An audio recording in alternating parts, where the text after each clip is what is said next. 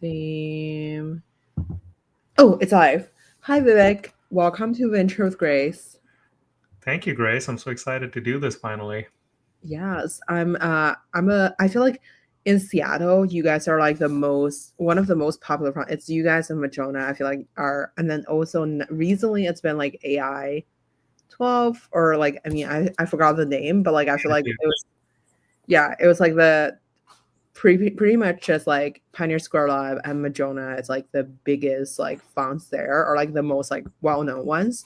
And maybe we could start with like, your journey before enter into the venture scene. I saw that you have co-founded a few companies, and maybe we could talk about like what were some general lessons that you have learned early on in your career, kind of shaping who you are today.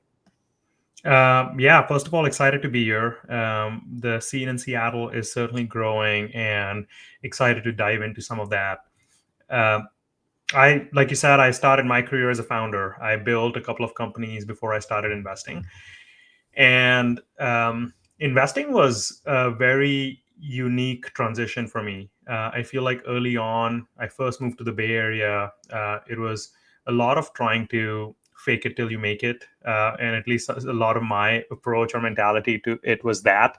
And very quickly, fortunately, through some of my mentors, I learned that that was a terrible way to do it. Like I really had to put on a student of the game type of mindset, growth mindset, how I was going to continue to get better.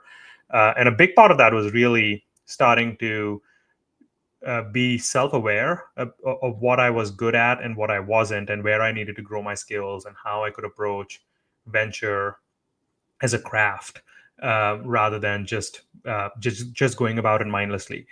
And that really transformed how I started to do venture. A couple of big lessons emerged for me, I think. One, um, and some of this may be obvious to a lot of your listeners, but uh, relationships compound, everything compounds. And I think that compounding effect is something I didn't fully appreciate early on. And as I did, I've started to see the power of that. And that's an incredibly valuable thing in life and in venture both. So starting to approach people not transactionally, but more as deep relationships, I think has been just so gratifying, but also useful from a career standpoint. And the second, I think this is something that Bessemer does really, really well. If you go to their website, they have their anti-portfolio up there. Thinking more about your failures rather than successes is perhaps the best way to really learn and grow, or at least for me, it's been. Because I think there's so much luck involved with the successes in general, but I think you can learn a lot more if you look back to why you missed some investments or why you made some investments that you shouldn't have. And I think that's been super educational for me, really helped me start to really get better at venture. Mhm. I wonder, maybe we could talk about like the previous venture fund that you were at. So you were the most like recently you were a GP at Same Wave Ventures, and then before that you were at Finox Ventures. And maybe we could talk about like at these two firms, like what were some kind of like learnings, and then like what were some like the um I guess like you also like invest in some of the biggest like deals, for example, Databricks, and I saw DeepGram. I feel like a lot of the companies were, you know, not maybe very obvious back then, but it's very obvious right now. Maybe we could talk about like, I think especially from my experience, like work when I was like working in venture, I feel like a lot of it were like winning the deals, like winning the hot deals. Maybe we could talk about like the winning side of things too, because I think a lot of it, or based on like the VC firms like marketing, but like on the other hand, I feel like maybe we could dive into what's your thought process on like sourcing and winning Yeah. in particular. Also, hi Daniel. Daniel, want Yeah. to bring to fintech? We'll chat about that. Awesome. um, yeah, well, I mean, I think the biggest shift for me, and I think what allowed me to really start winning some of those investments that you mentioned, is two things. One, trying to go really early. And I think overall in my venture career, I found that that's where I playing to my strengths is going really, really early and building conviction in people.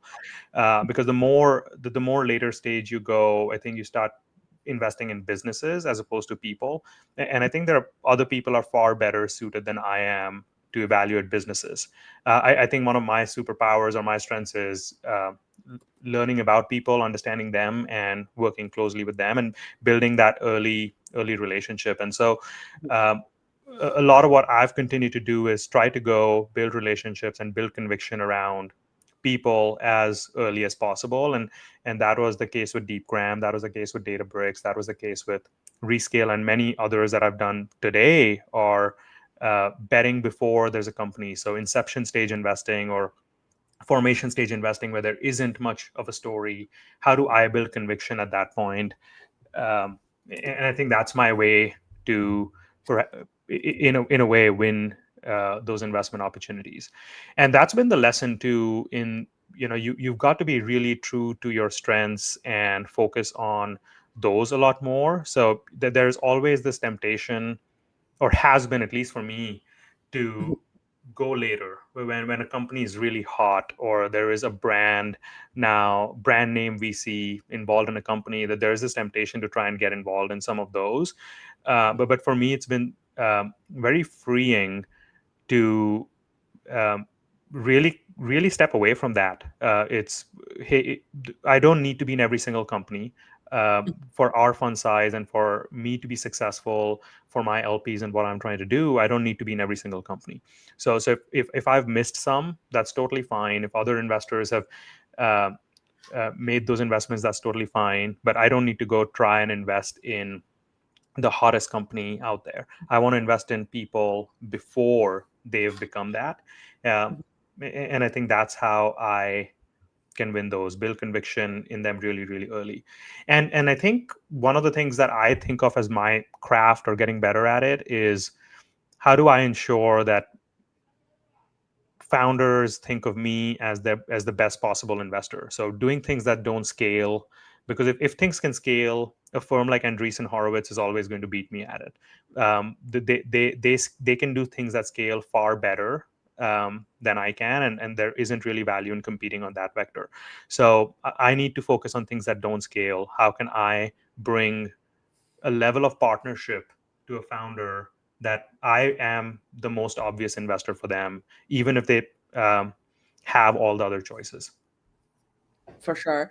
Maybe we could talk about like Pioneer Square Labs, because I feel like maybe we could talk about, I think one of the things that is, it is a venture studio, and maybe we could talk about like, the business model for that, and then we can talk about like the things that you find interesting lately. Yeah, I think so.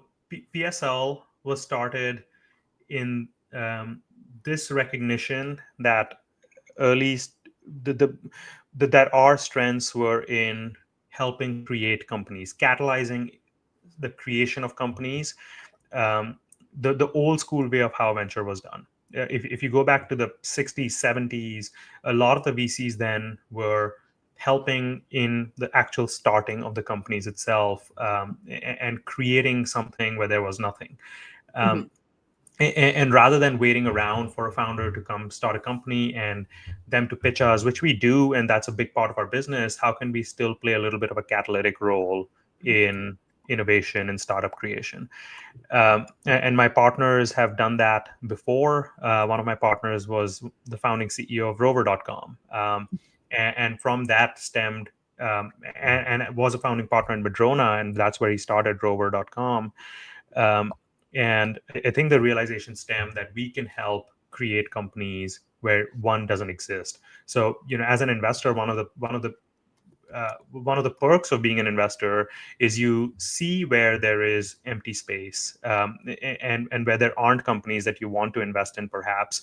And we can maybe go help start a company, either find the right person for it, and help them to start a company, give them the confidence, give them the nudge, give them the support to go start a company. Or if we don't, how about we go start the company ourselves, control the first act, as Pixar would say. So play some of that game, and then translate that into venture. We are able to still invest in founders who have started their own companies and give them all of the support, all of our lessons, because we are actively building alongside them. We are not just people who used to be builders in the past. We are building today. We are familiar with all of the tools, the best practices today, and how can we help founders with all of those as well. For sure. I wonder, maybe we could talk about the fundraising part of it, because I think you have been involved with like multiple firms and now you're a managing director. Maybe we could talk about like the day to day as how much time do you spend on like fundraising for your own fund, and then also like selecting companies and the process of like managing all the current existing portfolio, because I think it's for a venture studio, it probably is like very hands on. I know that you guys have like a program, not a program, but I was like listening to the other podcasts to like practice was there's mesh, and that's like is that like, so basically you guys will take on a company when you meet a company, and then you kind of like give them something, and then they kind of like um leverage the framework. I believe it's a framework. So leveraging the, I mean, I'll let you like talk about it, but like instead of Yeah. like I feel like I will butcher the program. But so basically, and then after the framework, they kind of have like a better idea on like what they're doing too. Maybe we could talk about like how do you guys kind of like funnel Yeah. the raw talent into the network and kind of like help them build. Oh my God, you've really done some research. Yeah, I So would love. I feel like I was talking gibberish because I was like, oh wait, is this like hot mesh? But anyway. It is 'cause, we have a few internal tools I'll get to in a minute. Uh, I guess your first part of the question, where and how I spend my time, fundraising is definitely a key part of it. At least the way I think about it is more um, continuing to build relationships with our existing LPs and existing LP communication. I think we have the good fortune of having a track record investing in some of the companies you mentioned, and that's resulted in some historically great performance. And as a result, we don't fortunately have to spend a lot of time fundraising. Mhm, We haven't gotten in the game of expanding our fund size. We are very deliberately a small fund. We are $100 million fund, and I think adjusted for inflation, we'll always be about the same size. So we may go up or down a little bit for inflation of round sizes, but we'll be about the same size fund. So fortunately, we haven't had to spend too much time fundraising, although we obviously spend time with our existing LPs, communicating with them, sharing our learnings and lessons with them. mhm, So a vast majority of my time is spent on existing portfolio and finding new investments. I a little bit. I am at any given point in time. I'm spending. Uh, I'm on the board of 5 or 6 companies, never more than that. mhm, So that ebbs and flows. And then I'm always spending time looking for new investments or trying to figure out what spaces I want to be actively looking in and building conviction in. mhm, I think to go back to one of the things you'd asked about, how do you win, is having a prepared mind. I think that's maybe the best thing you can do is when you go into a founder meeting. How do you already know about the space? You aren't coming at it raw, and I spend quite a bit of time doing that as well. Um, on the studio side, this is so fascinating. I feel like every industry, and Mark Andreessen famously said, VC will be the last industry to be transformed by AI. Uh, I feel like every industry has this notion of AI is going to disrupt everything, but not us. And like I feel like everyone has that, and we fundamentally disagree with that. We think both the venture and the company creation and studio and all aspects of our business will be fundamentally transformed by AI, and we don't want to be caught with the innovator's dilemma there. We want to be the ones disrupting ourselves. mhm, So what we've done is we've built something called Lev, which now includes Mesh and includes other internal tooling that we had built. But Lev is essentially an AI co-founder. It does a lot of the things that you would need to do to start a company. uh, the basics, obviously, building out your idea, building out, finding your initial customer profiles, your ICPs, building your marketing material, building your deck, building your website, sales material, But it goes a step further. It then starts to build leads for you. It starts to build outreach for you. And I think in the foreseeable future, very, very foreseeable future, we see it starting to do all of those things, talking with leads and qualifying leads and actually making sales on your behalf as well. And that is something that we are doing as a way to truly disrupt ourselves, disrupt how company creation and studio works. Is going to be through something like Lev. And so we expose this to all of our founders. We want all of our founders to leverage all of our historical lessons and knowledge has been baked into Lev. And we want our founders and founders more broadly, but certainly our founders to leverage that a lot. Lev actually comes from leverage. We want them to leverage that technology. What goes into this like agent or like co-pilot? So like is that like did you guys like put historical like portfolio information into like a chat GPT like wrapper, or like how does it I feel like whenever I call something wrapper, it's like bad, but like it's not really bad. It's like Yeah. by wrapper, it's just literally mean like a I feel like a chat function, right? Yeah. Or like how does it actually work? So like for Yeah. example, if I open it, like will it like kind of like a notion, like or start like writing stuff for you, or like what does it kind of like entail? Yeah, essentially it is a blank canvas. So very Notion like, and it starts to do work for you. So all you really have to do is as crudely describe your idea as possible, and it'll start to do work for you. It'll refine the idea, it'll change messaging, it'll start to do every competitive analysis, every single step that you would think about in building a company. It'll start to create all of those workflows for you. Uh, and you should certainly try it out. But it is a blank canvas, and it kind of grows infinitely from there, as is the journey of a startup founder. And you nailed it. I mean, essentially, what we've done is we've taken our historical knowledge base of decades of building and investing in companies, and whatever different rubrics that we've created from that, and the different kind of what works, what doesn't work, that we have from that, and we've baked all of that intelligence into our own model. So yeah, I think you've nailed it. I think it is essentially a wrapper, although I think we use now a series of different models for different functions and tasks. For example, to build your PRD, we may use Claude, but to build your competitive analysis, we may use GPT 5.1. And so I think so we have a range of different models that we use, but now uh, to build out all of those functions.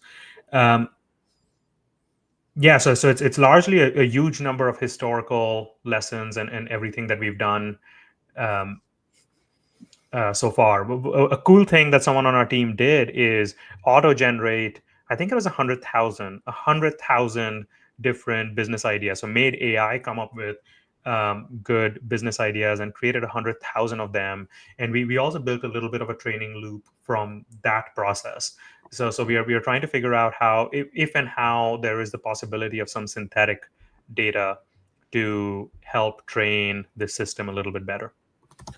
I think the synthetic data part is like really interesting because I'm pretty sure yesterday or like I was talking to someone about synthetic data on our show, and yeah, it's an investor from like KBCB, and then we're talking about I think synthetic data was like maybe one sentence or something in the show, but I've been thinking about it because I feel um like why if since like the data quality will define how well the model is like running, how do you know that like if it's synthetic data, where is the data coming from? Is that Yeah. just like people creating data based out of like other data? So shouldn't that be like worse than the model because of it is already a prediction from a prediction? Yeah. Yeah, I think you're spot on, and I think that is the biggest critique for synthetic data. So if you use it blindly or if you use it irresponsibly, it can be quite misleading and quite perhaps harmful to eventual outputs. I think the way to do that, the way to actually make it useful is if you invest heavily on labeling. So you have to get really, really good at labeling of synthetic data, and I think that allows for better fine tuning. So I think first of all you have to use it responsibly, and not overuse it. But when you do use it, you have to really invest in the labeling efforts. So I think you can't have no human involvement at all, and no verification of that data. And so you have to go through a lot of it, label it well, so that you extract what's valuable from it rather than just feeding blindly synthetically created data.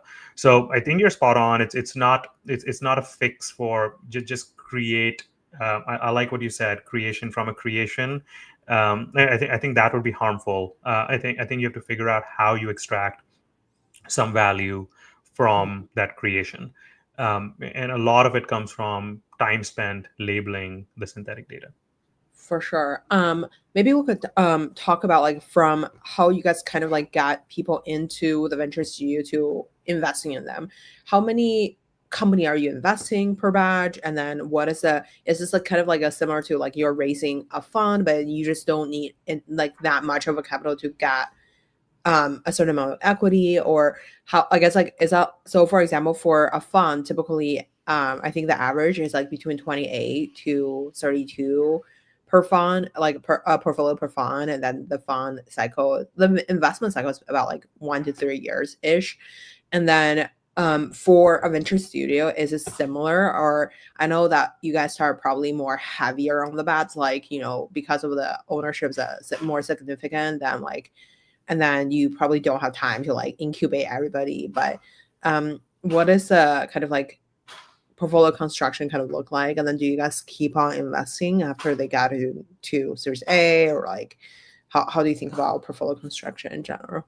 Yeah, I should clarify first. I think we have two distinct and discrete businesses. We are a venture capital fund. We have a vanilla venture capital fund, which Mhm. is $100 million fund, and we invest mostly in non-studio companies. So, Mhm. more than 80% of our investments end up being in companies founded by founders. So just like any other venture capital fund.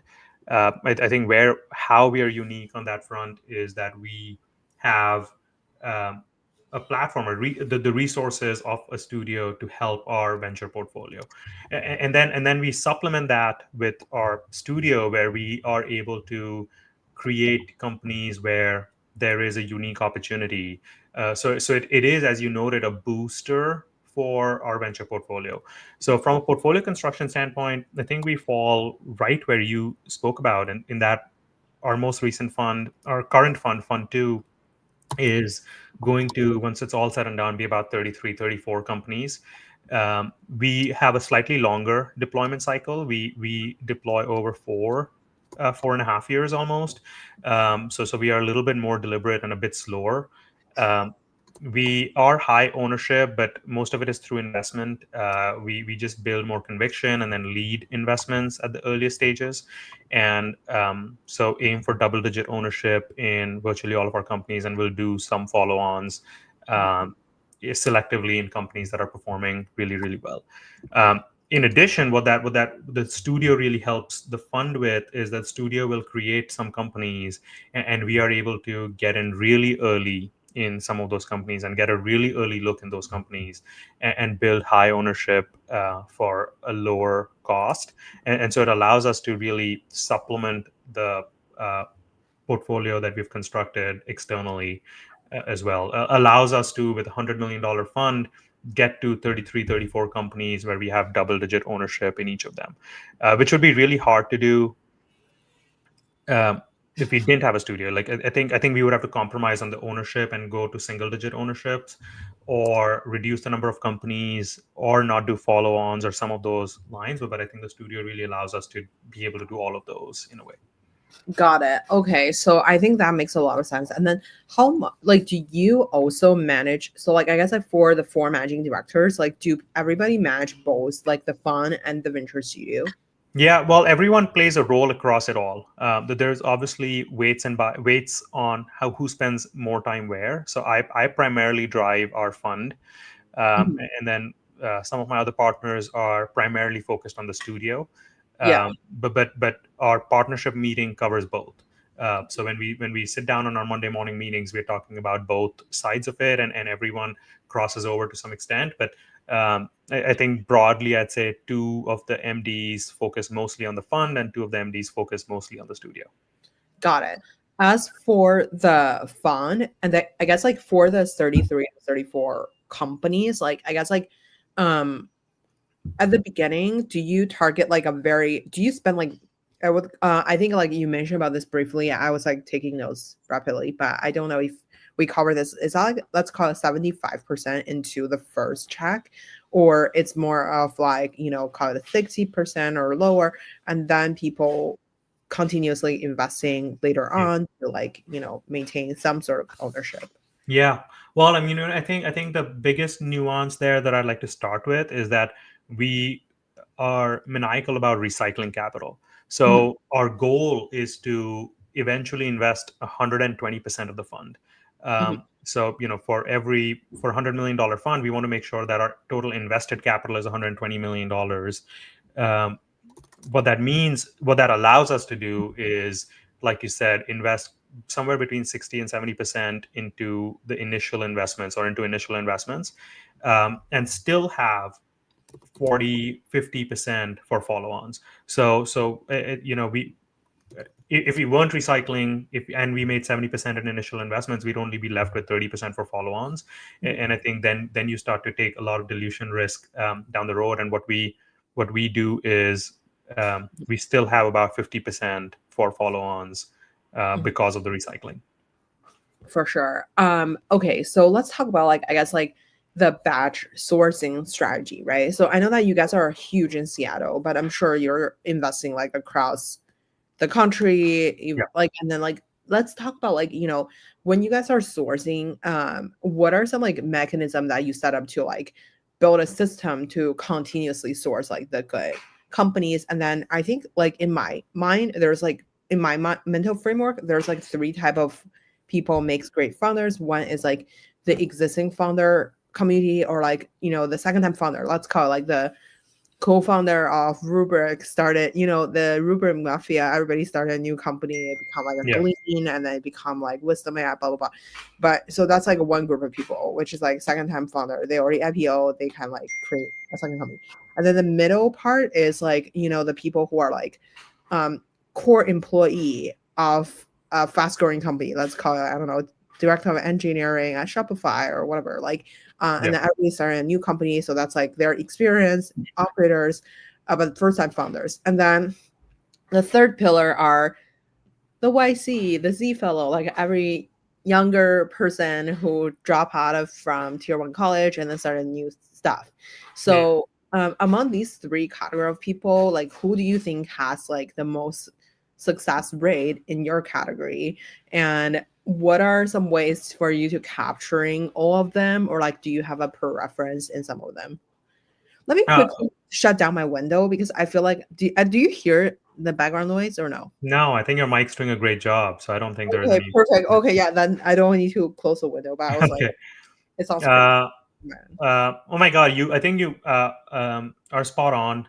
There, at least from my standpoint, I think a great founder can come from anywhere. I don't, for me, I don't think I found that there is value in being overly uh, categoric about where a great founder might come from. Yeah, and I think that can result in an unnecessary exclusion of certain founders, which I think would be a mistake, because venture, I think, at the end of the day, is a game of exceptions. Mhm, And the Databricks founders fall in none of those, by the way. They were researchers at a university. They had virtually no operating experience before they started the company. So great founders and great companies can come from anywhere, and I fundamentally believe that. So I think that you obviously build your sourcing strategies to target those audiences that you said. I'd add real exceptional researchers as well to it, because I think they can make breakthroughs that some of the groups that you mentioned might not be able to do it. So um, the way I think about it is investing in sourcing across all of those channels, and how do you do a good job of finding people from all of those. brackets. And I think, like I said earlier, everything I do, I think about how do I do it in an unscalable way. Because if I'm trying to do it in a scalable way, the machine that is Andreessen Horowitz, the machine that is IVP and any of the big platforms, they're going to beat me at that game. So a lot of what we focus on is how do we make sure we have the best in the world relationship with the people that we want to have a relationship with. And this means um, targeting specifically people at the high growth companies. So we constantly explore each of the high growth companies and see who are the people who are making meaningful difference there, and ensure that we try and build a relationship with them, start to engage with them, start to learn about their journey, learn about their thought processes, what they're thinking about as far as their career goes, and becoming a resource for them as much as we can. um, and so a big part of it is trying to understand um, those channels and building relationships in each of those. The previous founders, I think it would be really unlikely that a founder of Palantir, say, is trying to start another company and they decide to work with us. They already have relationships with their investors that I don't. And so for me, it's very much about investing in relationships with my founders, or founders that I've invested in. How do I make sure that I am their first phone call if they ever decide to start something new? Or if one of their friends decides to start something, how am I the first phone call? And that is what I uh, obsess about every single day, is how do I ensure that my founders think I am the best possible investor for them. Mhm. So I think that's on that category. With people who are working at high growth companies, I think it's a lot about having a prepared mind. So someone at Stripe, let's say, that's leading a business unit, how do I engage with them about their space? How do I engage with them about their space that actually challenges them and pushes them, rather than having a very generic conversation with them, which they can with anyone else, and is pretty undifferentiated. I think, and by the way, the studio really helps in that, because I think the studio allows me to have iterated and thought about a lot of different spaces at operational level, and now I can go engage with those founders. I spend a lot of time in open source communities and in research papers, and we've built our own systems for surfacing high quality research, and we want to meet with those researchers as well, because we think some phenomenal companies will come out of that space Mhm. as well. So a Um, lot of it is investing heavily in each of the channels, and understanding how the different people in those different buckets react and what they need, and making sure that we can provide that in a way that builds a lasting relationship. And by the way, if we miss an investment, when we miss an investment, the question that we are asking isn't why we missed that investment. It is more often than not, why was this person not in our network? What can we do to make sure that a future version of this person is in our network? So if we miss an investment, that's the question we're asking, is how do we actually um, invest better on the top of funnel to ensure that this person would be in our network? mhm. For sure. I have a question on this. So, like, what is the so for example, you mentioned like research is like a different category, right? I think for the research community, so like I think you live next to like UW, which is like amazing campus for some of the biggest like innovations where innovations are coming from. But I guess like when you were going into research, I know that like I mean I went to a bunch of like Stanford's um like poster sessions. So like basically they have like, they are showcasing the newer research. A lot of them are like not going to turn out to be great companies. Yeah. Um, I met some of the founders or like some of the researchers end up to be in like really big company or like really hot AI companies like employees. But I think not many of them actually are like first time founder than like having a success like a data break or something, Yeah. right? So, how do you pick the ones that can actually come through to like build something meaningful? And like, what is your benchmark on evaluating? Like, should you evaluating are they the tier one researcher in the space, or should you evaluating are they the best builder in the research community? Um, I think certainly more of the latter. And by the way, there's value in both. right? Mhm. So if you meet a tier one researcher alone and they're, like you said, perhaps maybe not the best person to go build a company, they may still make a phenomenal co-founder. They may still make a phenomenal first hire or second hire or third hire or first five hire. And so you certainly want to be building relationships with both of them, because I think at the end of the day, what is true is someone who has done some great research is an exceptional talent, is an exceptionally thoughtful and deep person. And you want to be working with those people no matter what. And that becomes an advantage, by the way, in investing in true builders. If you meet a true builder and say, hey, I can pair you up, or I can connect you with this incredible researcher who may help advance your business, and that can be a way to win an investment in that exceptional builder as well. So look, I think every so often you're going to meet an exceptional researcher who is also potentially exceptional builder, Mhm. and that I've seen multiple times. It's rare, but this business, you really only need one um, Databricks. You only really need one of those to return your entire fund multiple Mhm. times over. And we've seen that a few times coming out of UW, like you said. Um, that there have been exceptional companies coming out of there. We are invested in a company called Overland AI, which is an autonomous vehicle company for defense. Oh yeah, Kirby from SN Ascend is also. in it too. Yeah. We are co-investors in that one, and that one was a researcher coming out of UW who um, identified some great technology there and was able to turn it into a great business. So you certainly see the combination exist a lot, because I think people who spent enough time in a space and come up with these unique ideas are very often just in general really intelligent, capable people, and so often you will find that they can be great builders as well. Mhm. Another place that good research comes out of is the large tech companies. So if you think about Microsoft has this business called MSR, Microsoft Research, and Mhm. some incredible research comes out of Microsoft Research, and a lot of the people there are also have had some good operational experiences, Mhm. and so they are primed to be founders because they're deep in a particular space, know that space really really well, but have also seen what building really good high quality products looks like and building high quality teams looks like. And so we also look outside of universities in the research arms of the big tech companies as well. The same, by the way, at Google. There are some incredible researchers, or Alphabet rather, incredible researchers at DeepMind, for instance. And so you can find some good company builders coming out of all of those as well.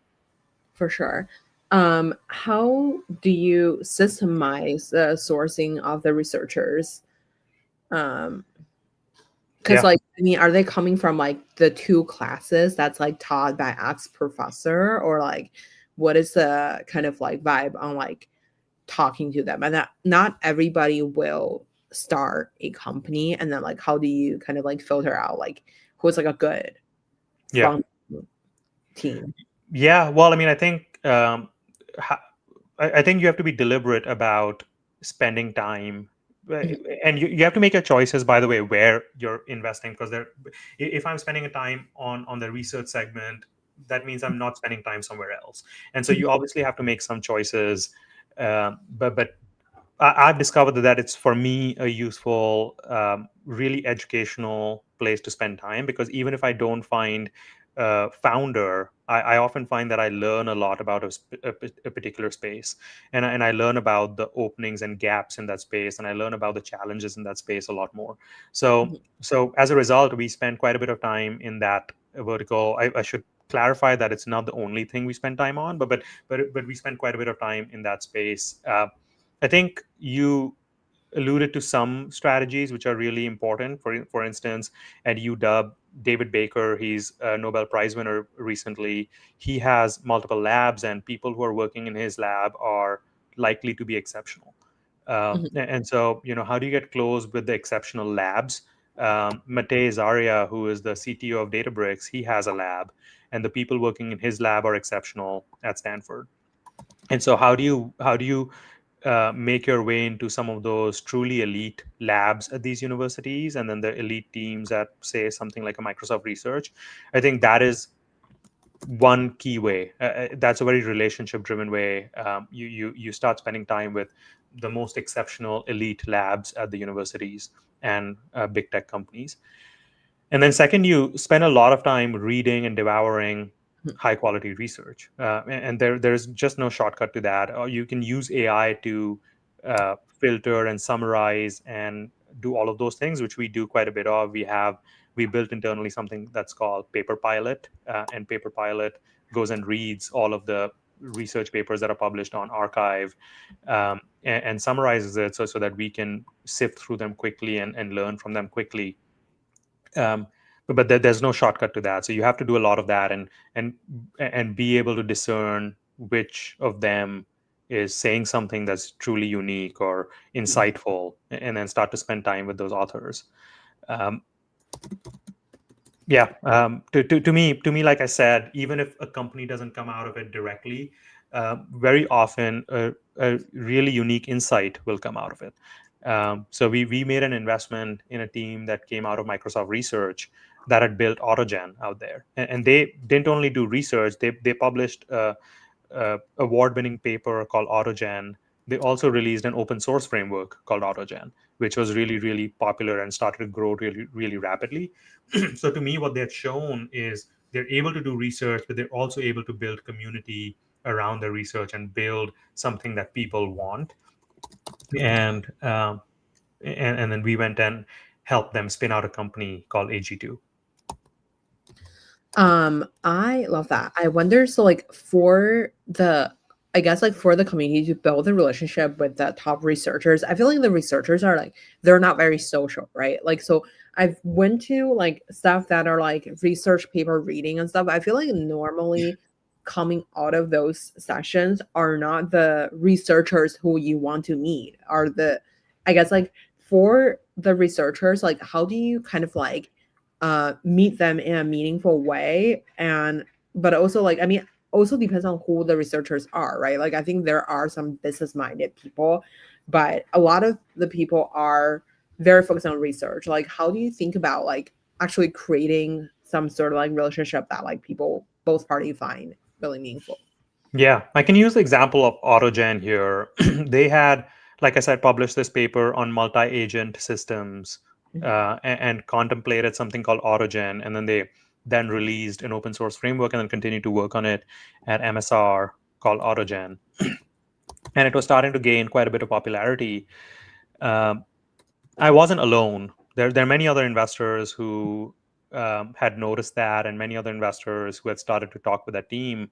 But I think to really differentiate yourself in some of those conversations, it's really helpful to start thinking about what it might mean to turn Autogen into a business, rather than wait for them to come to you where they've put together a pitch deck and they've put together the whole business, which they might not be prone to do. They might not want to do that. They might not be driven to do that. It's really helpful if you can start to contemplate what a business might look like. So it's almost a little bit of a reverse pitch in a way, where you as a VC are proposing to them, hey, you've come up with some pretty incredible stuff.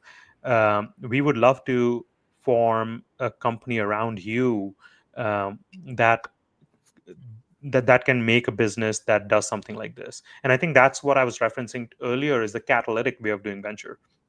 Most venture capitalists, and they're certainly not all, but most venture capitalists are not doing that work. They're waiting for that researcher to come up with a deck and put together a business model and put together a team and come to them, and then they might fund it.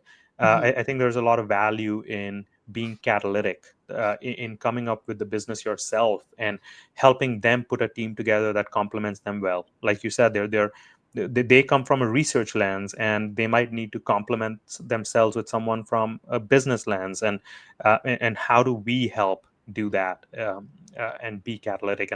And so for me, the entire process is that, identifying people who are business minded, researchers who are business minded, who want to perhaps do something, but then how do I engage with them at a level that's advancing the ball, that's moving it forward, where I'm proposing um, ideas and helping them think about the business, and then also pairing them with the right people. For sure. I wonder, so in your, like, I guess, like, after, let's say, you source the company, and then how do you evaluate? Like, do you feel like you are very metrics driven, or do you feel like it's more towards like, um, you have like very deep conviction into the people, and then even the metrics was not meeting a certain like traditional benchmark that you find like you would still like back a company out of a certain state. Yeah. Um, yeah. It's look. I mean, we invest so early. We invest at Mhm. the more often than not at the inception stage. We are the first investors into a company, and it would be really a huge mistake if we became too obsessed with metrics, because more often than not there are no metrics and in most cases there is no company. In fact, the last two investments I've made, I issued a term sheet before a company had been created, Mhm. before they had formed an entity. So there is just absolutely no metrics that we can evaluate, and I think it would be a mistake to get too focused on numbers, because there are some but it's not truly indicative. So yeah, the investment is very much in the people and the kind of insights that they have and the kind of ideas that they have, and some past track record of being exceptional. Have they shown the ability to be truly exceptional? Have they shown the ability, or have they shown that they know what great looks like?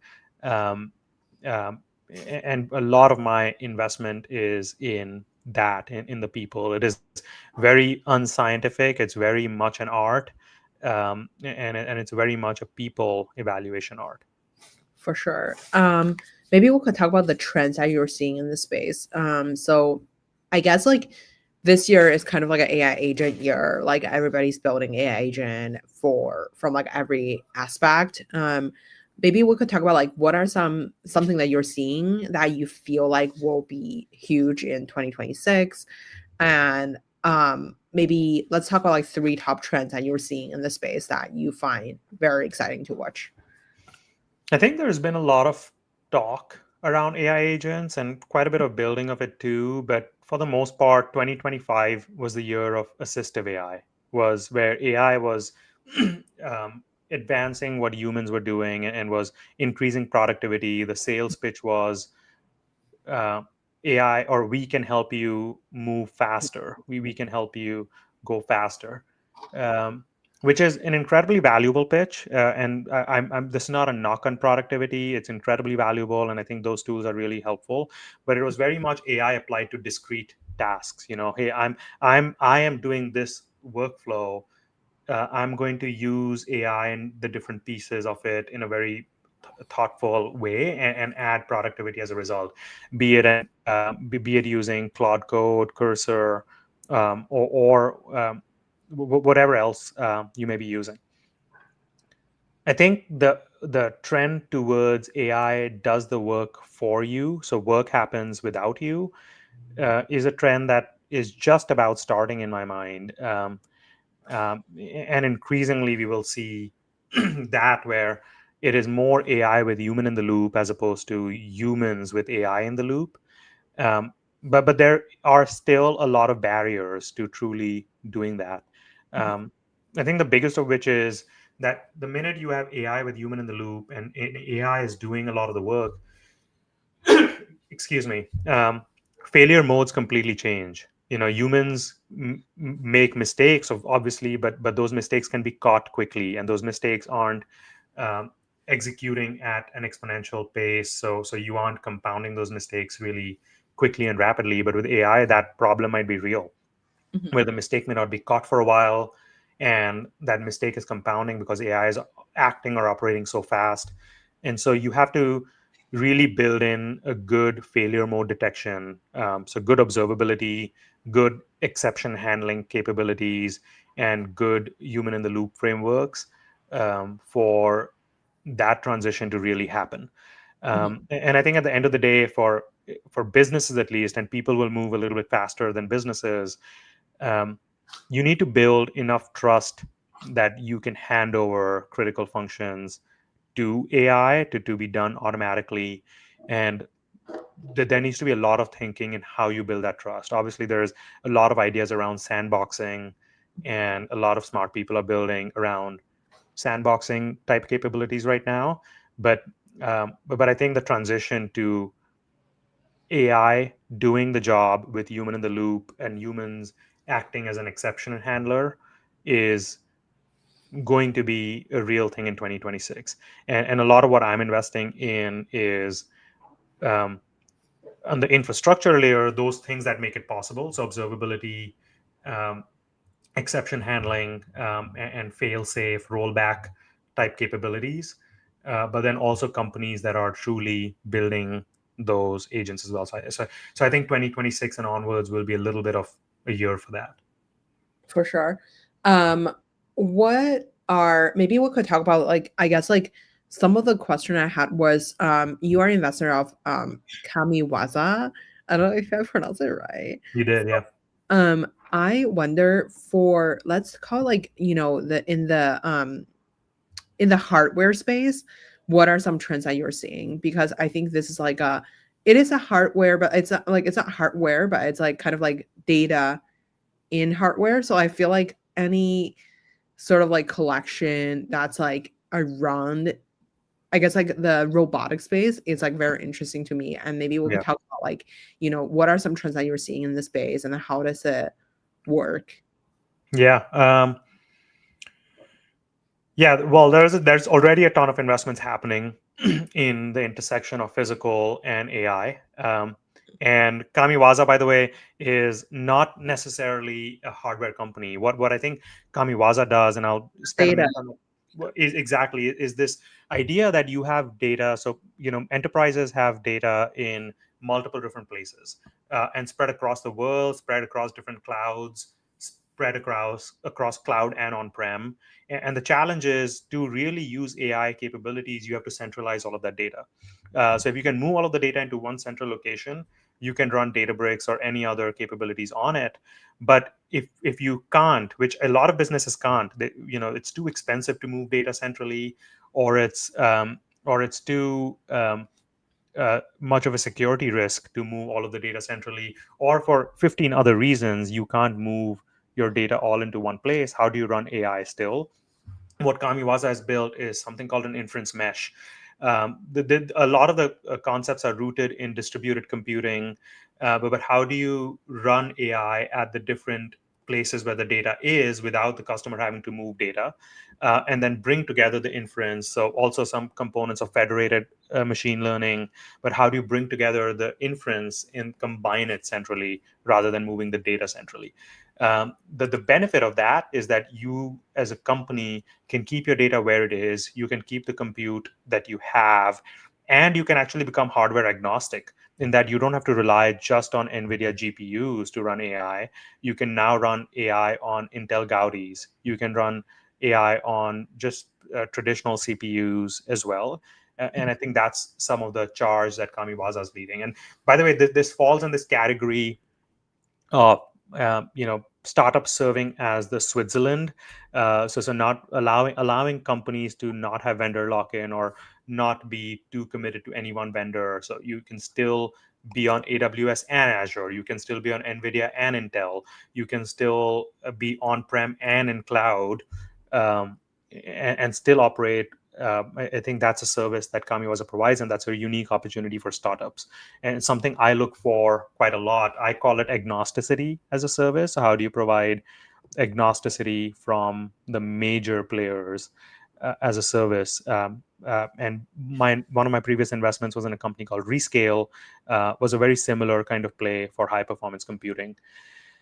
Um, in the hardware space, I think it's going to be transformational, and I actually fear, and this is a space that my partners and I have spent a lot of time talking about, just how I think it's unclear to us just how far behind we are from China in that space, where there's just been an intense amount of investments in the intersection of hardware and AI and hardware and intelligence. In the hardware capabilities of China are, I think, an order of magnitude ahead of where the US is today. And so to the extent geopolitical competition is important, I think the US needs to invest a lot more in that domain. But I think on a global stage, I'm certainly very excited about what the physical manifestation of AI or broad technologies will look like, and what that'll mean for robotics, what that'll mean for healthcare robotics. We've all seen videos of robots performing surgeries on grapes. Surgery on grapes.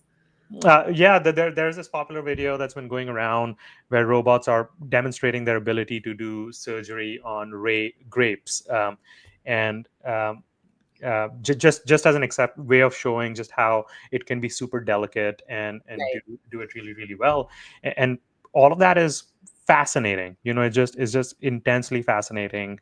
I also spoke with a company that is uh, evaluating new ways to deliver drugs targeted directly at cancer cells, which was previously not possible. Previously, the way it operated is you delivered radiation therapy at at an area, and you hoped that it hit more cancer cells than non-cancer cells. But now they can deliver it specifically to cancer cells. So there are a lot of great physical manifestations of this that is super exciting. I think all of it from a practical use standpoint might still be a few years away, at least a couple of years away, but the Mhm. investments in that space are happening intensely. I think the US is a little bit behind and needs to be doing uh, a lot more in that space. I wonder, so like for I guess in the data space, you mentioned like I feel like one of the things you mentioned is like inference mesh. And I guess like I know that it basically means like basically a lot of like smaller computer that like kind of like you instead of like put your data or like instead of like running like GPU or like a centralized thing, that it's more like decentralized. Maybe we could help with the business model and then the trends that you're seeing in that space. Yeah. Like how does the Uh, money flow? Like because I know that like people are spending a ton on like GPU, and then now there's like a lot of like neo cloud that focuses on inference and stuff like that. yeah. Yeah, how does this play into the whole ecosystem? I guess I can start from the ROI perspective. So the Mhm, ROI is pretty simple. There's two different layers to it. One is a little bit more nebulous. So I'll start with the more tangible. The more tangible is, hey, if you didn't buy Kamiwaza, you would have to buy NVIDIA GPUs and centralize all your data. That would cost a lot of money on NVIDIA hardware, if you can even get them. But but it would cost a lot for NVIDIA hardware, and it would cost a lot to centralize all of your data. Now mhm, you don't need to do both of those things, and that's direct ROI. So mhm, we can capture, we are delivering that value, and we can capture some of that value. The second piece is, hey, you basically can't really get NVIDIA hardware, and you can't really centralize your data. So you can't run AI type productivity gains or intelligence gains for a lot of your business workflows and for a lot of your business data. And so we enable that. And for companies that truly understand that, that is a transformational ROI, and when we can charge for that as well. We obviously try to align incentives, and the way we charge is per node. So in this screen, you see there is a inference node on the cloud, an inference node on the data center, and an inference node on the edge. We will charge per node. And essentially, the node signifies that it's something of value to the customer. As a result, they deploy a node there, and we charge some amount per node. So the ROI stems from, one, it's not possible to do AI, to run AI workflows without this for a lot of businesses, and two, even if it were, it would be tremendously expensive, and we can save a lot on that front. I know there um, was a second part to your question that I miss now, yeah, but that's like the model. yeah, I think like just like the how the money flow. I think you generally explain it, but I'm like, why is it cheaper? And I know that it's distributed on like a bunch of like decentralized like Yeah. machines. Do people own the machine? Does Kamiwaza own the machine, or is this like just random humans? Like for example, my laptop or like my phone will start running someone else like AI No, project. no, no, no. The distributed year is still within the enterprise walls. So the enterprise owns all of the machines, or they rent it from a big cloud provider. So the machines are still in AWS, in Azure, in their on-prem data center, or on their edge, but it's still all within the enterprise walls. Uh, in fact, these customers are really sensitive to their data, and they don't want their data to go anywhere outside their walls. So the compute is owned by the customer. We are providing this inference engine and this distributed data engine, and so our sale is entirely software. Mhm. um, and it isn't a hardware sale at all. Mhm. um, the I know you had one more. Oh, how is it cheaper? An NVIDIA machine, if you were deploying NVIDIA machines to run AI, it may cost $5 million, versus if you run the same load on Intel Gaudis, that may cost $200,000. And Mhm. that's a massive saving, and everyone would want to run it on Intel Gaudis. But the challenge is it's not really feasible or possible, Mhm. because you don't have the right kind of engine and NVIDIA has this whole software stack called NIMS, and you don't have something like that really available on other computing platforms, and that is what Kamiwaza provides. And as a result, you can run workloads that are meaningfully on cheaper compute. um, and so that's direct cost saving. For sure. Well, I want to be mindful of time. Maybe we'll do a 1 minute fire round for you. What's your favorite book? Oh, wow. Well, so right now, this is a friend of mine gifted it to me. I'm a new dad. I have a 2-month old at home. Well, uh, congrats. Thank you. And a friend of mine, I think a mutual friend of ours, Dave Anderson, he gifted me a book called Daily Dad. Oh, And it wow. Love that. and I love it. It is exceptional. I feel like I'm learning a lot from it. And it's a lot. It's basically a philosophy book. And So that's been exceptional. I love that. Right now, I'm loving that book. Love that. Who made the biggest impact in your career? Outside of my uh, close circle, that obviously is friends and my wife and all of the people who helped my thinking and helped me make big decisions. uh, I think it was early on. Phil Black is the founder of True Ventures. Oh He yeah. So John was on our podcast. Adam, Kevin, Tony. So I love True Venture Team. Yeah, Yeah. and so Phil and I were on a board early on, and he really helped me understand how venture was done. So it was meaningful, incredibly helpful in my career. Love that. Who would you invite to your dinner party? Sorry. Who would you invite to your dinner party? Oh, you mean that is this any historical figure context, or It's your party. all right, dead or alive? Oh, It, yeah. okay, dead or alive, I'm inviting Leonardo da Vinci. Obviously, I think in my mind, the most exceptional human brain of all time. Mhm. Um, so I would invite Leonardo da Vinci to a dead or alive dinner party. I think if it is just alive, um, outside of friends, obviously, I'd love to. Um, my childhood hero from an entrepreneurship perspective was Bill Gates. I know he's maybe fallen out of fame a little bit, or favor a little bit, but I'd still want to have a dinner with him. Oh, and then he's like, well, Microsoft's in Seattle, so I feel like it's kind of Yeah, very in theme. yeah. Uh, where can we find you outside of work? You can find me cooking at my house, or playing golf, um, or more recently hanging out with my daughter. Love that. Well, Vivek, thank you so much for coming to the show today. It was such a fun conversation. Grace, this was exceptional. Thank you so much. Let me quickly end stream 1 sec.